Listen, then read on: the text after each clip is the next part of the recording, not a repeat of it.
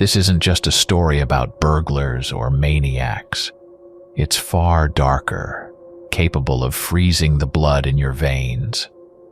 And yes, it happened to me. I even remember the year. It was 2015. At the time, I was working for a large company as a mid-level manager.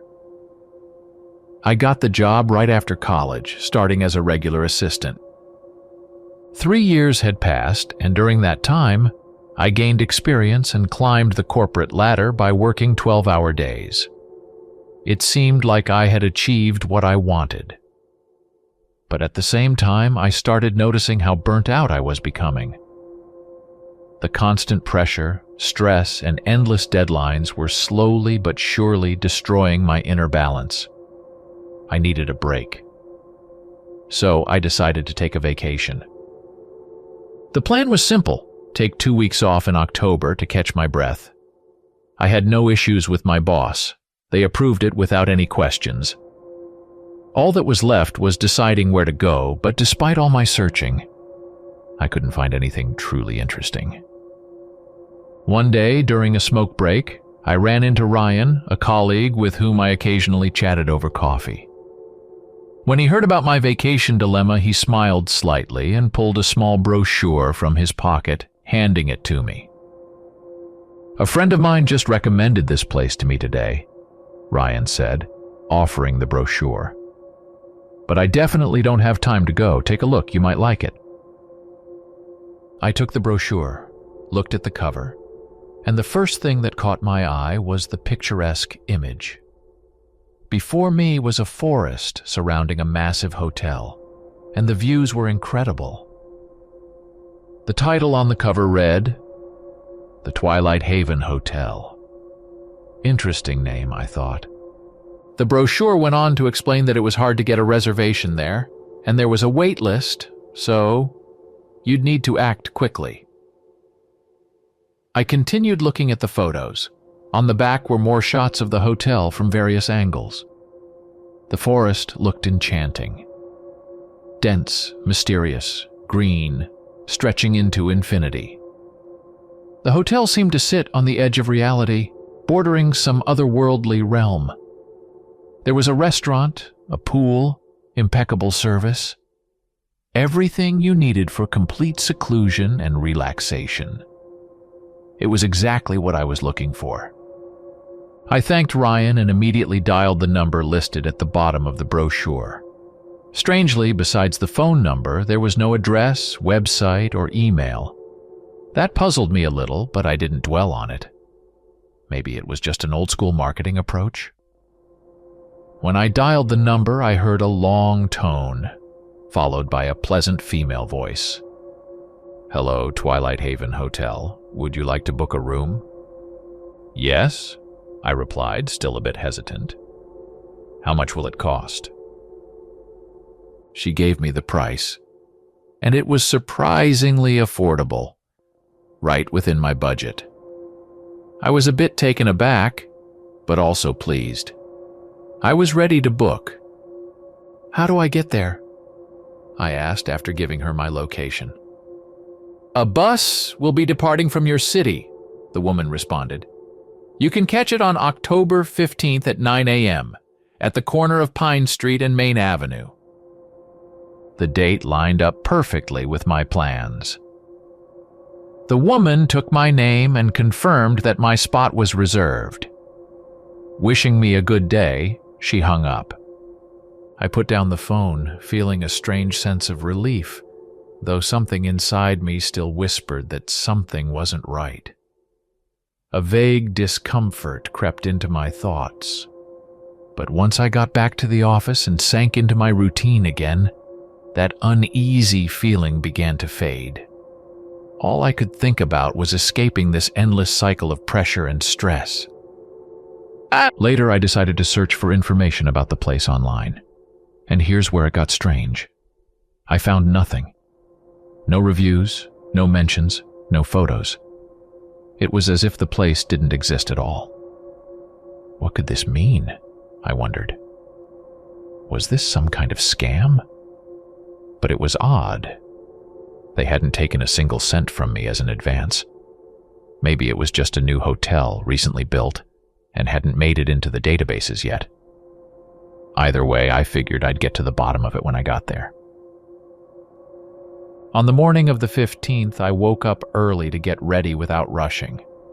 My bags were packed, and I checked everything again. Seemed like I hadn't forgotten anything.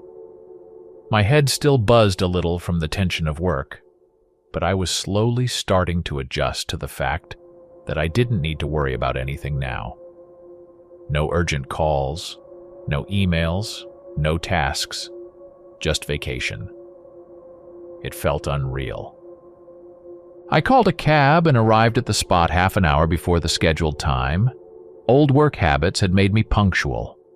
The bus was supposed to leave from a small lot at the corner of Pine Street and Main Avenue next to a little diner that looked like it had been there for 100 years. This neighborhood had always struck me as odd. It was like it had been torn out of time. Quiet streets, few passers-by, old houses that looked as if they'd been abandoned long ago. I looked around, and one detail unsettled me. There were no surveillance cameras or extra witnesses anywhere. Everything looked oddly deserted. I furrowed my brow, wondering what this could mean. But then I scolded myself for being overly suspicious. I just needed to relax and enjoy the trip. As I waited, a man in his 40s approached me. He had the look of a typical ex-military man, fit, with sharp features and a confident stride. His short-cropped hair only reinforced that impression. As he got closer, he asked, "Are you waiting for the bus to the hotel?" "Yes," I replied. The man extended his hand. "My name's John Hopkins." I introduced myself in return. John squinted slightly as if sizing me up. "Are you going for 2 weeks too?" he asked. I nodded, and he continued with a slight smirk. "Looks like we'll be seeing a lot of each other. Might as well get along." "Don't mind," I said, feeling that there was something reliable about him, though a bit unsettling. Then John asked a question that had been bothering me as well. "How did you hear about this place?" I pulled out the brochure and showed him. He nodded and said, "I got the same one from some stranger I ran into on the street. I hope this isn't some kind of scam," he chuckled, but there was uncertainty in his voice. It was clear he had his own doubts. We stood there chatting when a young woman approached us. Around 25, maybe a little older. She had long blonde hair tied into a casual ponytail, and her face lit up with a friendly smile. "Are you waiting for the bus too?" she asked. John and I both nodded. "My name's Jane," she introduced herself. But before she could say more, the bus pulled up. It was small, almost compact, so much so that at first glance you might have missed it among the traffic. Its design was so plain that it seemed like it was made to avoid drawing attention. It clearly wasn't a typical tourist bus. The door opened and the driver appeared, a man in his 30s, dressed in what seemed to be the hotel's uniform. He had dark circles under his eyes, and he looked like life had been slowly draining the energy out of him. Thin, tired, with a lifeless gaze. "Hello?" He greeted us in a quiet voice. "Please, come aboard." When we boarded the bus, the door closed behind us with a soft hiss, and the bus smoothly set off. I was a bit surprised to see that no one else was getting on, so I asked the driver, "Aren't there any more passengers?" He nodded without even looking at me. "There are only 3 of you," he replied curtly, and then fell silent, making it clear that there would be no further conversation. We exchanged glances, a little uneasy with his response, but eventually settled into our seats. Our bags rested on the empty seats beside us, there were plenty to spare. The bus drove out of the city and headed down the highway into the unknown. The three of us started to get to know each other better to pass the time. John turned out to be an ex-military man, as I had guessed. He now owned a small shop where he sold fishing gear. His divorce hadn't gone well, and he figured it was time for a change of scenery for a while. He had chosen the hotel as randomly as I had. Jane, on the other hand, was more reserved. She didn't want to talk much about herself, only mentioning that she worked as a sales associate at a regular store. We didn't press her any further. It was her personal business. Despite her reticence, she turned out to be a pleasant conversationalist, smiling often, and it was clear she, too, was eager to escape the everyday grind. Our conversations gradually trailed off into long silences as each of us stared out the windows. We watched as the scenery shifted. The bustling city with its noisy streets and traffic lights faded into the distance. We crossed the state line and moved deeper into the woods. The landscape outside became wilder and more desolate. The road stretched through vast fields, and soon the asphalt gave way to a winding dirt path. The forests grew denser and darker, with trees rising like tall walls on either side of the road. Branches, like dried-out hands, arched over the road, casting shadows that swallowed it. The light of day slowly dimmed, and the sky darkened as if covered by thick clouds. It was getting quieter and quieter, as if the very essence of nature here was withering under the weight of something unknown. As the sun began to sink below the horizon, the bus finally turned onto a narrow, almost hidden path that led deep into the forest. The trees here stood so close together that it felt as though they were plotting something sinister, whispering amongst themselves. Not long after, we pulled into a parking area, and the bus slowed down in front of a massive, ominous building. The twilight cast deep shadows, and before us stood the hotel. It was an ancient structure, more resembling a castle than a typical hotel. The high stone walls, covered in ivy, rose up like the ramparts of a fortress, and above the entrance hung a massive wooden sign with the name carved into it, barely visible in the dim light. The hotel's windows, though faintly glowing, seemed dark and lifeless, like the eyes of an abandoned building. Two stone lions flanked the entrance, as if watching over anyone daring to step onto the threshold. The building was majestic, yet it stirred a strange unease. It breathed with an ancient history, one that it seemed eager to forget. As the bus came to a stop, I felt a cold wind sweep past us, as if warning us of what awaited inside. Perhaps my unease was heightened by the evening twilight and the fatigue after the long journey. But one thing reassured me. This was clearly not a scam. The hotel was exactly as it had appeared in the brochure. When we stepped off the bus, a man approached us, completely different from the gloomy driver. He radiated energy and had a pleasant smile on his face. "Welcome," he said with a slight bow. "My name is Frederick. It's a pleasure to have you." His friendliness and openness immediately began to dissolve my lingering doubts. It seemed like this place could indeed offer a good rest. Frederick led us into the lobby, which was stunningly beautiful. The interior was classic, with an elegant blend of luxury and comfort. A soft, muted light bathed the room, creating a warm and inviting atmosphere. At the reception, we signed in and paid. The process was quick and without any unnecessary formalities. We were given our room keys, old-fashioned ones, with large brass keychains, as if they too were part of the hotel's charm. Frederick guided us to the elevator, and we ascended to the third floor. When the elevator doors opened, we were greeted by richly decorated corridors. The walls were covered in dark wood panels, and golden sconces emitted a soft glow, reflecting off the antique paintings that lined the walls.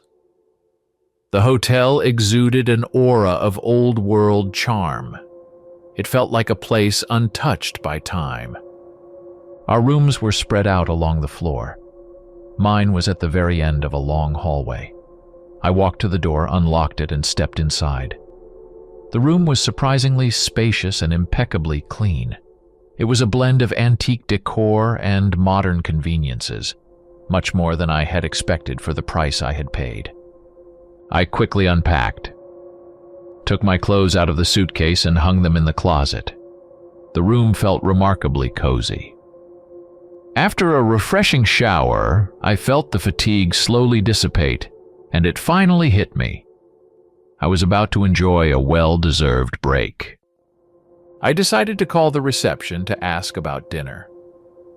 A woman's voice informed me that dinner would be served at 9 p.m., which was perfect. Enough time to relax and get ready for the evening meal. A little later, I went downstairs, heading to the dining room as instructed. It was a large room with a massive rectangular table in the center, set for dinner. People were already seated, and I noticed that many of them seemed like first-time guests. They were looking around the room with interest, quietly talking amongst themselves. There was a faint sense of tension in the air, but also an anticipation of something extraordinary. Seeing John, I made my way over and sat next to him. I asked quietly, "What's going on here?" John glanced at me and shrugged. "Dinner's about to be served. But it looks like the manager wants to say something first." Sure enough, a few minutes later, Frederick appeared. He was still smiling warmly, his face radiating hospitality, and it seemed like this man lived to make the guests' stay unforgettable. "Good evening, esteemed guests," he began in a soft, assured tone. "We're delighted to welcome you to the Twilight Haven Hotel. I trust you found your rooms comfortable and inviting, and I hope your stay here will be truly relaxing. Here at our hotel, we aim to provide you with everything you need to make your experience unforgettable."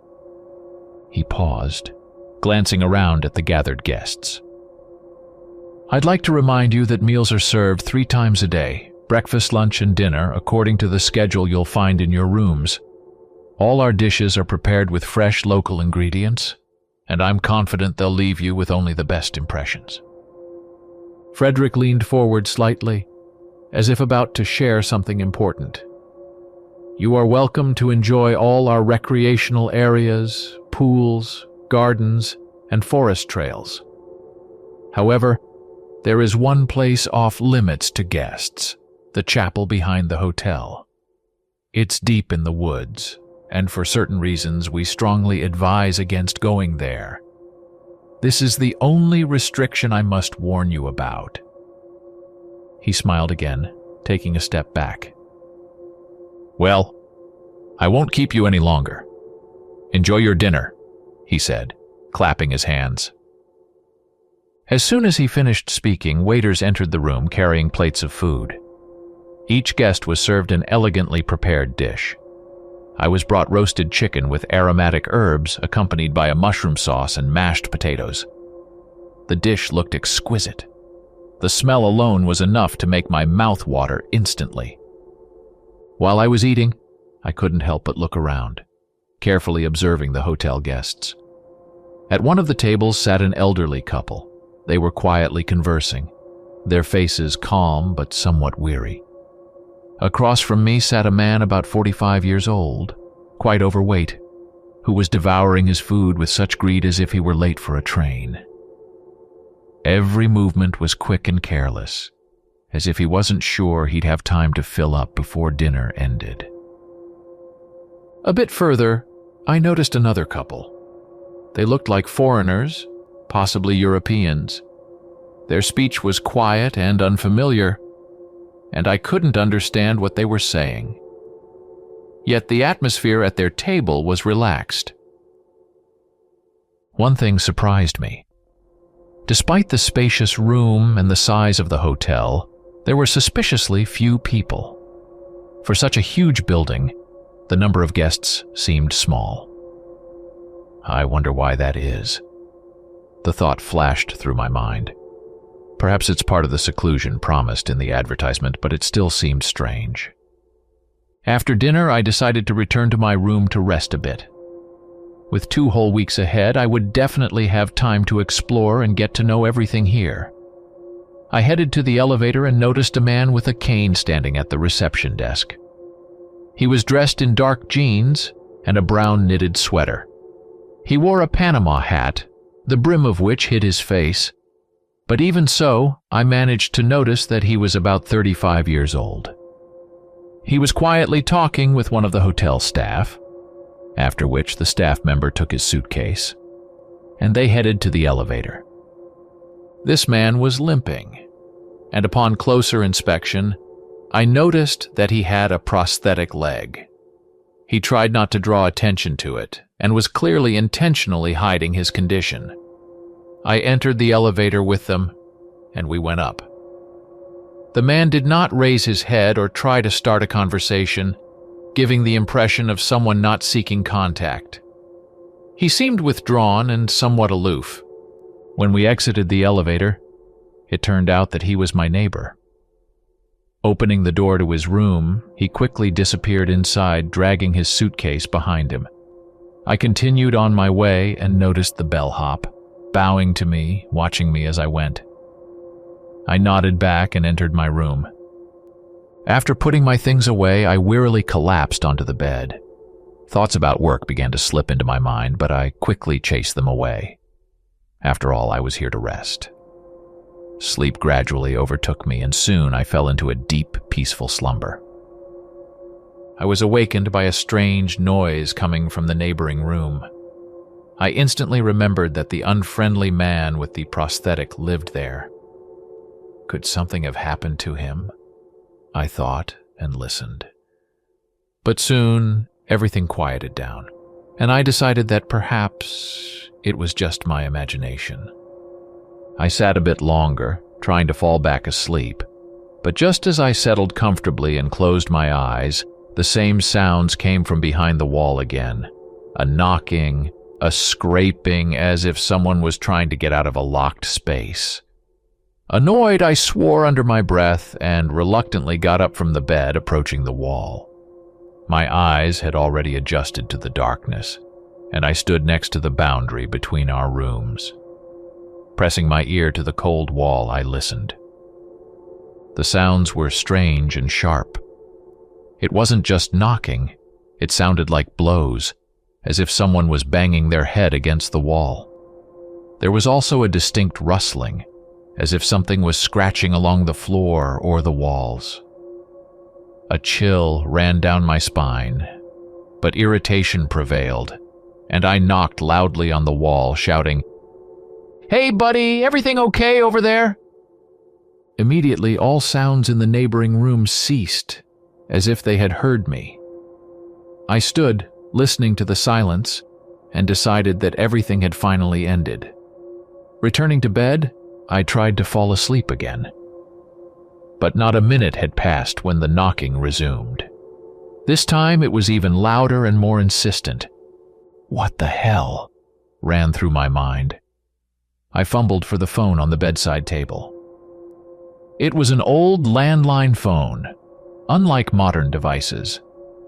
Pressing the button, I heard a long tone, and then a sleepy voice came through the receiver. "Did you need something, sir?" I briefly explained what was happening in the neighboring room. The receptionist politely assured me that they would look into it and hung up. Then I grabbed my cell phone and remembered that there was no mobile reception here. I had noticed that back on the bus when we were entering the forest. The internet was also unavailable, which only added to the feeling of isolation. The knocking continued, but after about 5 minutes it suddenly stopped. Perhaps the staff had indeed taken care of it. I sighed with relief and lay back down. Fortunately, this time everything was quiet, and I finally fell asleep. Although thoughts about the neighbor's strange behavior still swirled in my mind. The next day, I woke up early, had breakfast, and decided to go for a walk. John and Jane decided to join me. The three of us left the hotel and set off along a trail that led into the forest. It followed a quiet stream, and as we ventured further in, we noticed a chapel. The chapel looked abandoned, its walls covered in moss, and the old wooden doors hung on their hinges as if they were about to collapse. The roof, half ruined, sagged under the weight of time, and dense thickets grew around it, almost completely hiding the structure. Narrow windows with broken glass were covered with dusty, half-rotten curtains. The place seemed to have been deserted for a long time, yet it evoked a strange, inexplicable sense of unease. We decided not to break Frederick's rules and didn't approach the chapel. We simply walked past it, discussing the mystery of the place. I mentioned my new neighbor, which piqued Jane's interest. She began asking me questions about him, showing an unexpectedly strong curiosity about his behavior and oddities. We spent half the day in the forest, enjoying the breathtaking scenery. The forest, already painted with golden and crimson shades of autumn, was incredibly beautiful. The stream babbled nearby, creating a melodic background to our conversations. We reached a small waterfall, took a few photos, and decided it was time to head back. Lunch was approaching. As we walked back along the same trail, I suddenly noticed a familiar figure. It was my neighbor, the same guy in the Panama hat. He was walking with a limp, leaning on his cane, and the brim of his hat still obscured his face. This time he was accompanied by 2 hotel staff members who were guiding him forward. He didn't pay us any attention and simply walked past as if we didn't exist. Jane apparently noticed him too and felt something. She suddenly said, "I'll be right back." After that, she unexpectedly followed them as if some unknown force was compelling her to walk in the same direction. Her behavior became even more mysterious, and I started to suspect that she was hiding something. I was sure of it. John and I, however, decided not to get involved or let it ruin our vacation. After all, these were our holidays, and we didn't want to get tangled up in any strange business. Upon returning to the hotel, we joined the other guests for lunch. This time, we sat next to the heavy-set guy I had noticed at dinner the night before. His name was Bob, and as he explained, his family had sent him here to take a break from his addiction. He was an avid gamer. Despite his obsession with games, he turned out to be quite a pleasant person, and we found a few common topics to discuss. After lunch, I decided to explore the hotel itself. It was truly stunning. Old architecture, beautifully designed halls and corridors, paintings on the walls, exquisite furniture. It felt like the hotel held many secrets and stories that I wanted to uncover. Time quietly crept toward the evening. We gathered for dinner again, but this time I noticed Jane was missing. This worried me a bit, and John also seemed to be getting concerned. We had grown closer in the short time we had known each other, and as people from the same city, we felt a certain responsibility for her. John and I decided to head upstairs and knock on Jane's door, but there was no response. No one answered, and that made us even more uneasy. I decided to approach the manager, Frederick, and ask if he had seen Jane. He greeted us with his usual smile, but when I asked, he simply replied that she hadn't come back yet. He promised to look for her and let us know as soon as he found her. I thanked him and was about to leave when, out of the corner of my eye, I noticed Frederick throw a sharp, angry glance at his assistant standing nearby. It was odd and set off alarms in my mind. Had I made a mistake by telling him about Jane's disappearance? John and I decided not to waste time and headed back out on the trail to check the spot where we had last seen her. But just as we stepped into the forest, we saw her. She was walking toward us, her face tense and almost frightened. When we approached her, I immediately asked what had happened. But Jane didn't answer. She seemed lost in thought, clearly disturbed by something. I could tell she was scared, which only heightened my concern. We decided not to push her with more questions and headed back to the hotel together. When we entered the lobby, Frederick intercepted us almost immediately. He turned to Jane, asking where she had been. This time, her expression changed at once. She seemed more relaxed, as if putting on a mask. Jane responded, "Oh, I was just walking and admiring the waterfall. I lost track of time and suddenly realized how late it was." Frederick nodded, but his face betrayed disbelief. He didn't say anything, but his eyes were tense. We all went upstairs and Jane headed to her room. I was incredibly curious to know what she had actually seen or learned, but I decided not to press her. After all, it was her business, and maybe she just wasn't ready to talk. I went back to my room thinking about how everything was starting to take a strange and unsettling turn. The next day at breakfast, I immediately noticed that Bob wasn't there.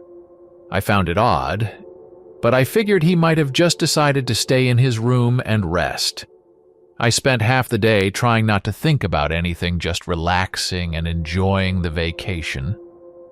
I even managed to meet some foreigners who turned out to be German.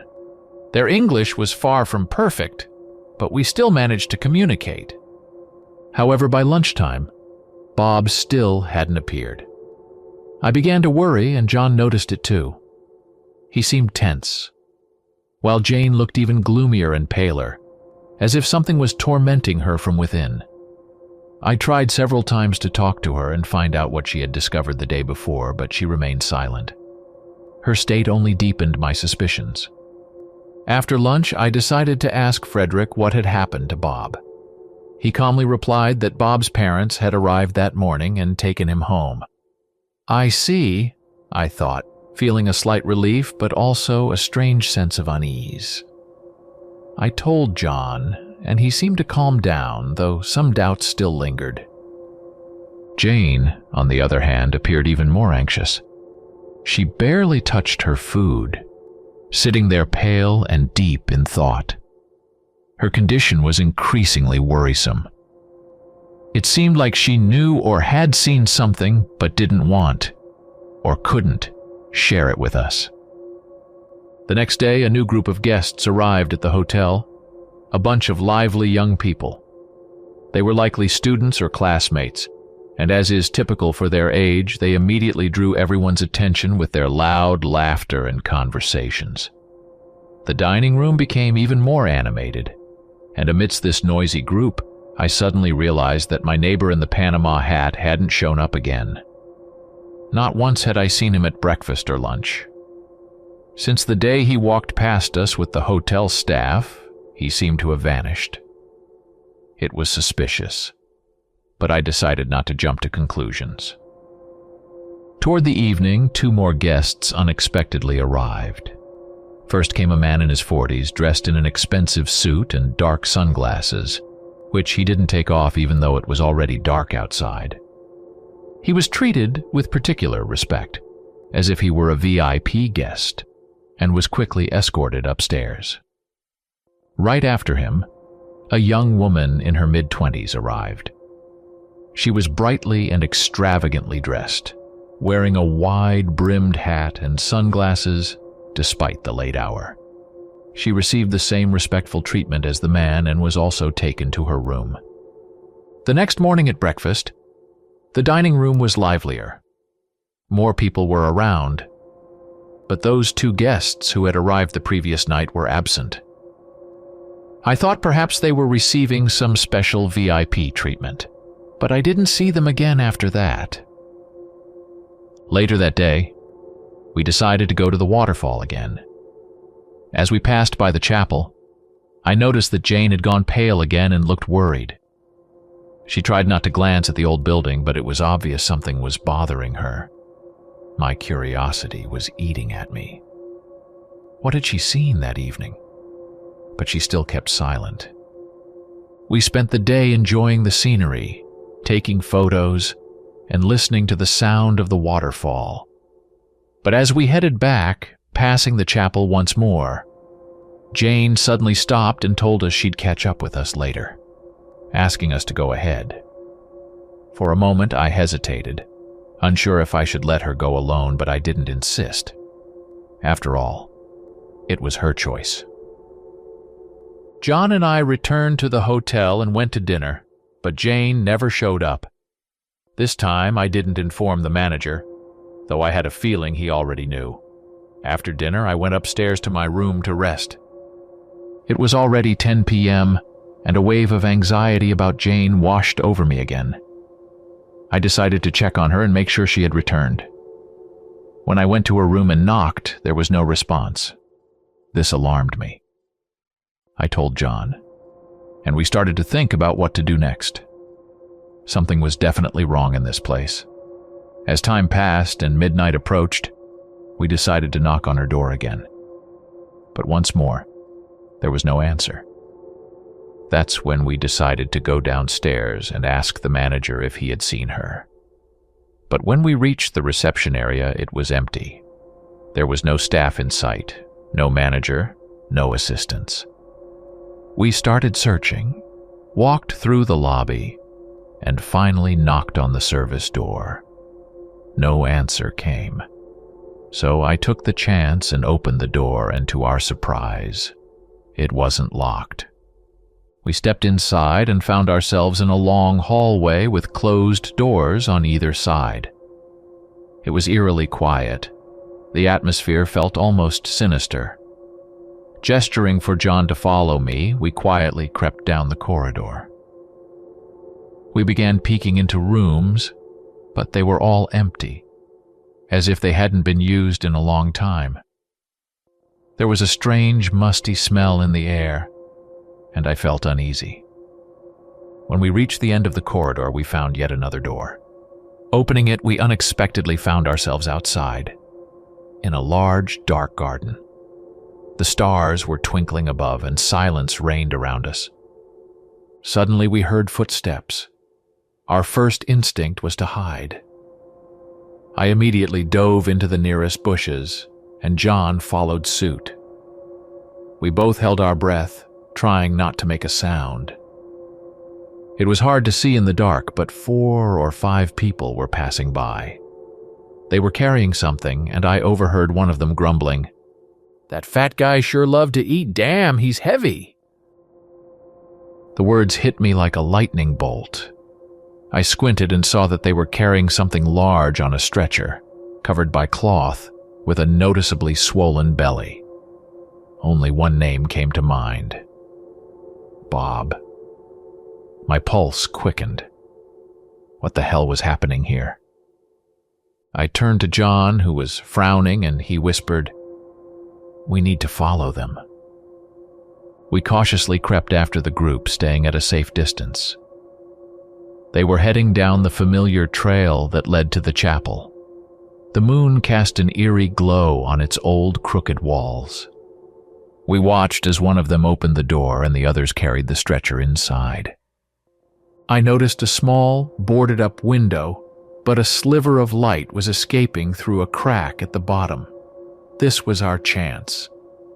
We slowly approached the window, listening carefully to any sounds that might alert us to danger. As we neared the chapel, the creak of the entrance door echoed through the night.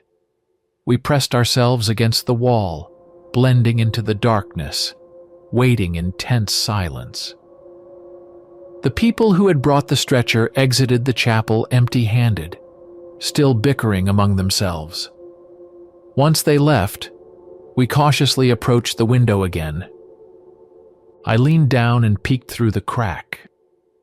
What I saw sent a chill through my body. In the center of the chapel was a massive stone slab, and lying on it was a body covered by cloth. Around it stood 3 figures: the man in the Panama hat and the 2 guests who had arrived at the hotel the night before. The man in the expensive suit and the woman in the extravagant outfit and wide-brimmed hat. Each of them held lit candles. The man in the Panama hat started muttering something under his breath. It sounded like an incantation in a language I couldn't recognize. The other 2 repeated his words, their whispers blending with his voice, creating a haunting atmosphere. I froze in fear as they set their candles aside and began to pull the cloth off the body. Beneath it, Bob's body was revealed, dressed in a strange robe. I couldn't tell if he was alive. My heart raced, but my attention was drawn to the 3 standing around the slab. Something bizarre was happening to them. Their bodies suddenly began to convulse as if seized by violent spasms. The first to change was the man in the suit. His face twisted in agony and strange bulges appeared under his skin. He clutched his head, and I saw tufts of fur emerging from beneath his clothes. The skin on his hands and face began to stretch and tear, revealing thick fur underneath. His bones cracked and reshaped, as though his body was transforming from the inside out. His arms elongated, and his nails turned into long, sharp claws. His mouth distorted into a monstrous snout filled with razor-sharp fangs, and his eyes glowed red. The woman in the hat let out a blood-curdling scream, filled with both pain and fury. Her body also began to distort, and like the man, she started sprouting thick fur. Her face transformed beyond recognition. Her nose elongated, becoming a beastly muzzle, and her eyes filled with wild rage and hatred. She growled and snarled, her hands turning into powerful paws with massive claws. The man in the Panama hat was also undergoing a horrifying transformation. His body bent unnaturally and he fell onto all fours, his limbs deforming into beastly legs. His back arched like that of a predator, and although his face remained mostly hidden beneath the hat, it was clear he was no longer human. Before us stood 3 monstrous werewolves, radiating primal fury and terror. I couldn't breathe, couldn't move. John stood beside me, his teeth clenched, eyes wide in horror. We had witnessed something that could never be forgotten. Suddenly, I saw Bob's finger twitch on the slab and my heart clenched. He was alive. Damn it, what should I do? I wanted to scream, but I knew any noise would give us away and that would be the last sound we ever made. Suddenly, I felt a touch on my shoulder. I turned, expecting the worst, and almost let out a scream. But before I could make a sound, a hand clamped over my mouth. It was Jane. She pressed a finger to her lips, signaling for silence, then motioned for us to follow her.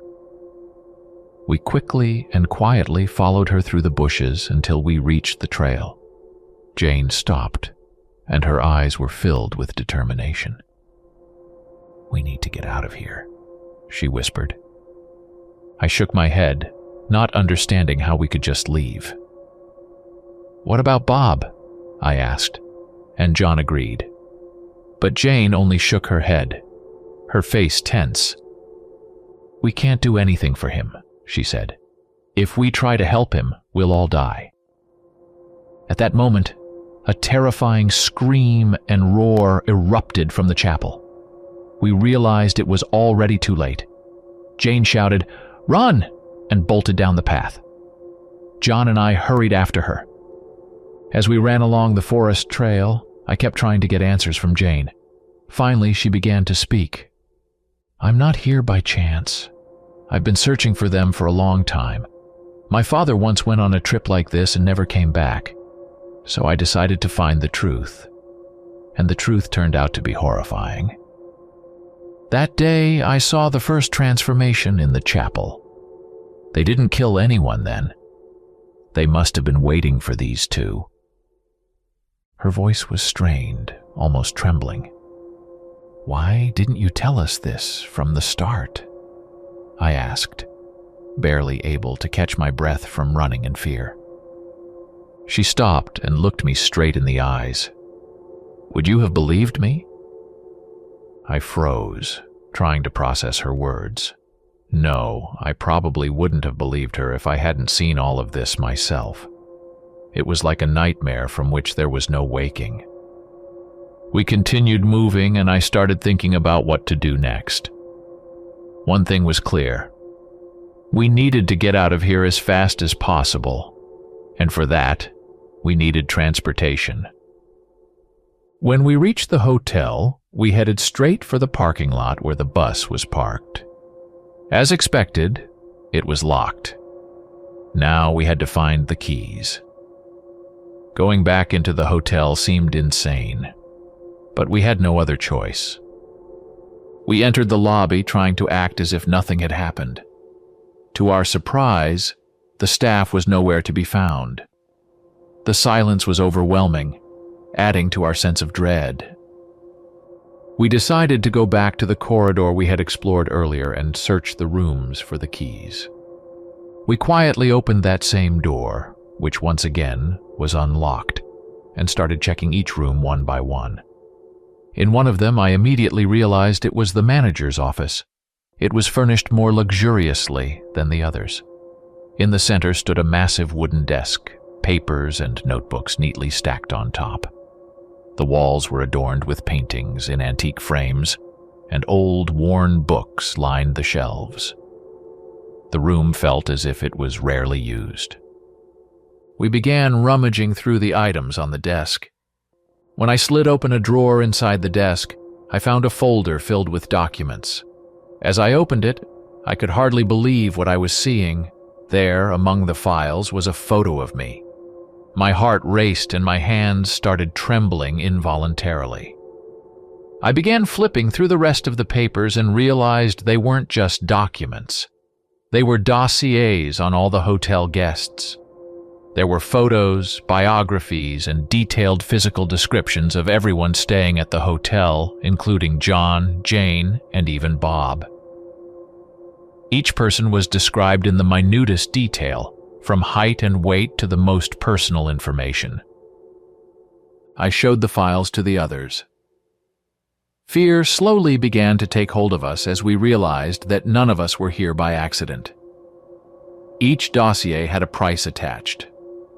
I was valued at $1 million, Jane at $1.5 million, and John at $700,000.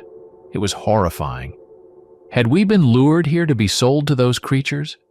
Creatures that fed on human flesh? The idea was too terrifying to comprehend. I looked at John and Jane. The shock on their faces mirrored my own. It all seemed too unbelievable, but the documents left no room for doubt. Jane found her own dossier, which revealed that they knew she was tracking the organization in search of her father. They knew she wasn't just here as a tourist. John was the first to snap out of it. His military training kicked in, and he said firmly, "We need to find the keys." We frantically started searching the room, and soon I spotted a set of keys hanging neatly on a hook, with the hotel's emblem on the keychain. But just as we turned toward the exit, Frederick appeared at the doorway. He stood there in his usual pose, still smiling as though the entire situation amused him. "Looks like you've figured it out, but it's already too late," he said, bowing theatrically like an actor before a performance. Then slowly he closed the door from the outside and we heard the click of the lock. He had trapped us inside. Damn it! I rushed to the door, but it was heavy and old, refusing to budge no matter how hard I tried to open it. We began throwing ourselves against it, kicking and slamming, trying to break it down, but it wouldn't move. Panic started to creep in like a dark cloud, slowly seeping into us. We knew we didn't have much time before those creatures came for us. John, the ex-military man, didn't lose his cool. He quickly scanned the room and spotted a small table nearby with thick, heavy metal legs. Rushing over, he flipped it over with force, crashing it to the floor. One of the legs, made of solid iron, looked sturdy. John grabbed it with both hands, and straining with all his strength, began wrenching it free. A loud creaking and screeching sound echoed through the room as he finally tore it from the table. "Stand back!" John yelled, raising the iron leg above his head. He swung it with such force that I instinctively took a step back. He slammed it into the door with a deafening bang, like a hammer striking iron. The door shuddered but still held firm. John kept smashing the leg against the doorframe, aiming to break the lock or weaken the wood. Each hit was louder than the last, and it seemed like the entire door might soon give way. My heart was pounding as I watched him, adrenaline coursing through my veins, unable to do anything but witness his efforts. Finally, with one last powerful strike, the lock cracked, and the heavy door began to slowly creak open. We all froze for a moment, hardly believing it had worked. John, panting heavily, tossed the iron leg aside and pushed the door open. A rush of cool air from outside hit us. "Go now!" John shouted, and we bolted through the door, our fear briefly giving way to relief, though we knew this was only the beginning of our escape. We burst out of the hallway into the lobby as if chased by demons. There wasn't a single person in sight, not a trace of staff. It was as though they had all vanished into thin air. The emptiness felt like a bad omen, and a cold dread tightened in my chest. John, still panting heavily, shouted, "We need to get to the bus now." But Jane grabbed his arm and shook her head. "We can't just leave. There are a lot of people here. We have to warn them." I stood between them, torn. Every instinct inside me screamed to run, to save myself. But the thought of all those clueless people still inside the hotel gnawed at me. If they stayed, they would die. I couldn't leave knowing they were in danger. But how could we warn them all? John clenched his jaw. "I'll check the bus. If it's there, we need to get out fast." He rushed to the exit, leaving Jane and me behind. I knew knocking on every door would be suicide. The hotel was enormous and it would take too much time. Then I noticed the phone on the reception desk. Jane and I sprinted toward it. She picked up the receiver, checked if it was working, and began dialing rooms. Each ring felt like a countdown to the little time we had left. "No one's answering," she muttered. But eventually a sleepy voice mumbled on the other end. "What do you want?" "Fire! Get out immediately, you need to run," Jane quickly said, and then moved on to the next number. I realized this was taking too long, and that's when my eyes landed on the fire alarm on the wall. If I pull this, it'll draw attention. To them, I thought. But we were running out of time. They could already be here. Taking a deep breath, I hit the button. A loud, piercing alarm rang out, cutting through the silence of the hotel. It was deafening, echoing through the entire building. Soon, sleepy, confused guests began trickling into the lobby, stumbling out of their rooms, unsure of what was happening. Some were yawning, rubbing their eyes, looking around in bewilderment. I frantically tried to explain, "We're in danger! You all need to leave the hotel immediately!" But no one seemed to believe me. Their sleepy faces stared back at me as if I were a lunatic. One of the students, apparently the leader of the group, frowned and skeptically asked, "Where's the manager? Did he tell you this?" I clenched my fists in frustration, feeling the panic rising inside me. Jane, seeing my distress, took over. "This isn't just a fire. We've seen what's happening here. We need to run, or none of us will make it out." But the students just exchanged puzzled glances, one of them even laughing. "You're joking, right? Is this some kind of prank?" At that moment, John burst into the lobby. His face was grim and his voice, filled with despair, cut through the confusion. "The bus is gone. I searched the whole lot. There's no transportation left." The three of us exchanged a look. Cold sweat trickled down my back. The only thought in my head was, we have to run. Fast, and without any more words. Jane looked like she was ready to bolt at any moment. But before we could leave, I turned to the others, who were still standing in shock. "We're all in danger," I shouted one last time, my voice trembling with urgency. "If you want to live, get out now." Finally, some of the guests started taking the warning seriously. Among those who moved were a pair of Germans. They looked terrified but determined. We stepped toward the exit, ready to make our escape. But as soon as we stepped outside, a terrifying howl echoed from inside the hotel. It was inhuman, followed by blood-curdling screams, screams of pain and sheer terror. Chaos erupted within the hotel. The screams grew louder, filled with fear and desperation.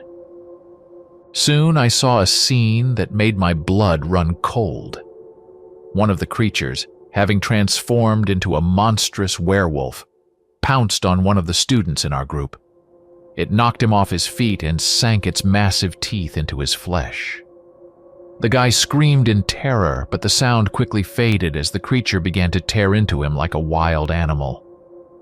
His blood splattered on the ground, and the sound of bones breaking echoed hauntingly. Panic gripped us, and for a few seconds, fear paralyzed me.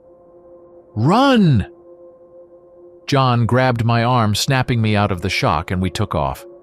Jane was already ahead, running down the road we had taken to get to this cursed hotel without looking back. We raced along the road, our breathing ragged, our legs burning with exhaustion, but stopping was out of the question. Around us, screams erupted, people fleeing from the hotel, only to be torn apart by the beasts. Their bodies were crushed under the relentless onslaught of these creatures. Panic spread at an unimaginable speed. The night was dark and thick. The trees lining the road were black silhouettes, like giant figures watching us. The moon shone, but its light wasn't enough to see more than a few meters ahead. We ran as fast as we could, our legs refusing to stop, our hearts pounding wildly in our chests. The sounds of pursuit grew closer. I could hear the pounding of paws behind us, heavy breathing, and growls. They were chasing us. I glanced back for a split second and realized that the two Germans who had been running with us were gone. Maybe they had veered off the path, or maybe the creatures had already caught up with them. It was just the three of us now, me, Jane, and John. Fear and adrenaline made our movements quick, but at the same time, it felt like we weren't fast enough to escape. I could feel something chasing us, a sense of evil getting closer, though I couldn't see it. Every shadow, every sound in the forest made me turn my head. But we couldn't stop. The road ahead stretched on like an endless strip of horror. "Don't stop!" John yelled when I started to slow down from exhaustion. His voice was filled with determination, though he, too, was barely staying on his feet. Suddenly, we heard the howls growing closer. They weren't human, they were animalistic, piercing the night air, filled with hunger and rage. We knew their presence was drawing near, and despite our fatigue, our bodies automatically picked up speed. We ran faster, even though it felt like our legs might give out at any moment. The howls behind us quickened, driving us to push ourselves to the limit. We sprinted down the road all night, glancing back only to make sure the beasts hadn't caught up with us yet. The forest grew darker, and time seemed to stand still. Our hearts ached from the strain. Our breathing became shallow, and each of us felt fear seeping into every cell of our bodies. I stumbled several times, feeling my legs weaken. But John kept grabbing me, preventing me from falling. Behind us, we could hear growling, the pounding of paws, and a strange, inhuman rasping, the sound of their breath, full of hatred and thirst for blood. It felt like we had been running forever, but the night dragged on, and the road, as if mocking us, seemed to have no end. Our only hope was to make it out of the forest before they caught up with us. As the first rays of sunlight broke through the trees, our bodies were at their limit. We had been running all night, our legs aching, each step requiring immense effort, but we kept moving. Fear, buried deep within our minds, pushed us forward. We didn't speak, only silently walked along the road, barely believing that salvation was near. When the small houses of a village appeared in the distance, the relief was so overwhelming that I nearly collapsed from exhaustion. Jane looked like she was on the verge of collapsing herself. And though John was holding it together, he couldn't hide how much he was struggling. We were dirty, worn out, and terrified to our cores. When we reached the police station, we practically collapsed onto the benches in the lobby. Silence enveloped us like a blanket, and none of us could gather our thoughts enough to explain what had happened. When we began talking to the officers, it sounded like the ramblings of madmen. We told them about the hotel, the monsters, the people being torn apart right before our eyes. The officers listened with skeptical expressions, but one of them still sent a team to investigate. We stayed at the station, staring at each other in exhaustion. Time dragged on endlessly until finally the officers returned. One of them, still in uniform, looked genuinely surprised and said, "We didn't find anything. There's no hotel there." I looked at John and Jane, disbelief washing over me. How could that be? The hotel was real. We had been there. We saw all those people, heard the screams, saw the monsters, the blood. I couldn't believe it had all disappeared. "All we found was an old chapel," the officer continued. "Looks like it's been abandoned for years. You need to come see this." We exchanged uneasy glances. Going back into that forest where everything had happened? We didn't want to return, but at the same time, we knew it was our only chance to understand what had really happened. In the end, we agreed. On the ride back, we remained silent, each of us lost in our thoughts. As the police car turned onto the familiar road, the terror we had felt returned with full force. We remembered every tree, every bend, every rock we had seen on the roadside. But when we arrived at the spot where we thought the hotel stood, there wasn't a luxurious hotel in sight. Instead, there was an old, dilapidated chapel, the same one we had seen earlier. It stood alone among the trees, its walls covered in moss and cracks. The windows were broken, and the doors hung crookedly, as if they might fall off at any moment. The chapel looked like it had been abandoned for decades. It was the same forest, the same path, but instead of a hotel, there was only this eerie building. "How is this possible?" Jane whispered, staring at the chapel in disbelief. We couldn't believe what we were seeing. I felt panic rising inside me. Everything we had experienced felt real. But now before us was this old building that looked like no one had stepped foot here in years.